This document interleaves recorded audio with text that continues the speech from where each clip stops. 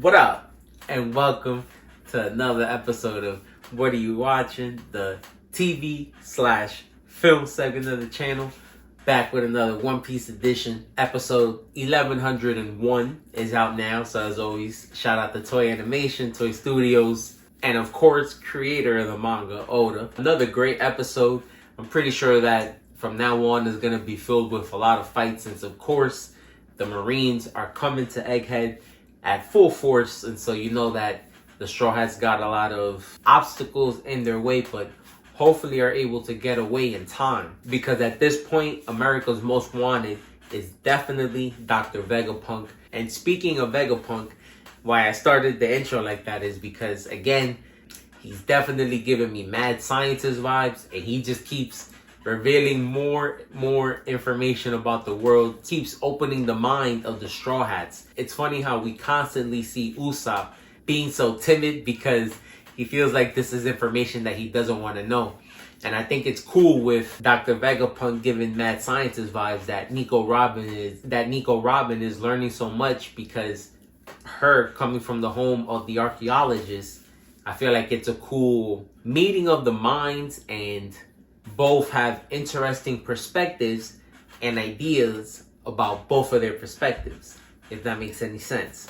But what I thought was big, quick refresher about the devil fruit, is that there's 3 types of devil fruits, and like we thought, Dr. Vegapunk has been able to replicate specifically the paramecia types, because we know that the Logia, he said, has been deemed impossible because they control elements. So they give the person the power to control an element and create that element from thin air. So like Ace, he had the flame fruit. He could create fire that now is in Sabo's possession.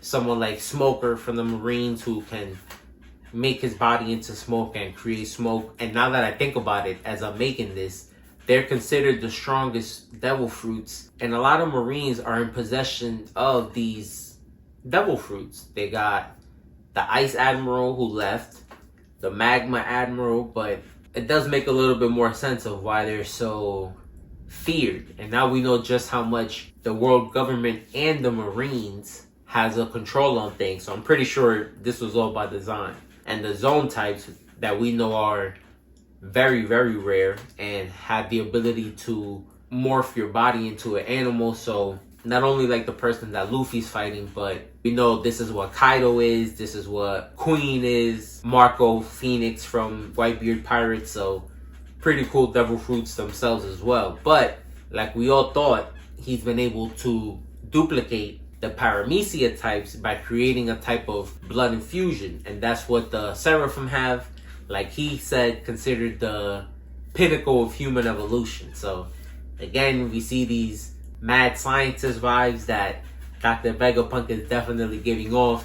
And we see now just what he would do if he had unlimited time, research, and money. So you can kind of guess where he's trying to take it. Frankie, like we saw in the episode, is definitely a fan. So it was funny again to see the Straw Hats just learning so much from Vegapunk. To me, it kind of shows just how much they're moving up in hierarchy when it comes to the world and just climbing that ladder closer to the top. The last thing I'll talk about, speaking of devil fruits, is Luffy, because again, we're starting to see just how powerful Luffy is at this point. I tweeted that my dog Luffy is the man at this point. He can do anything he wants. With the transformation of Gear 5, his creativity and execution is unmatched at this point, and the world is at his fingertips with what he can do as far as fighting goes right now. So love the sequence of him making a slingshot and finally putting Mr. Pigeon down, at least down for the count. He now knows that he can't mess with Luffy. And we see with the transformation of Gear 5 that all his surroundings turn into rubber. Not that he can make rubber from scratch, but he is doing some type of transfer. So now, even though the Gum fruit was considered a paramecia, can it be considered a Logia, since he's able to not necessarily make rubber, but he's definitely converting it. So let me know what you guys thought about the episode. Loved it. Think we're in for a fun ride. Every week should be a good episode. And we out. Peace.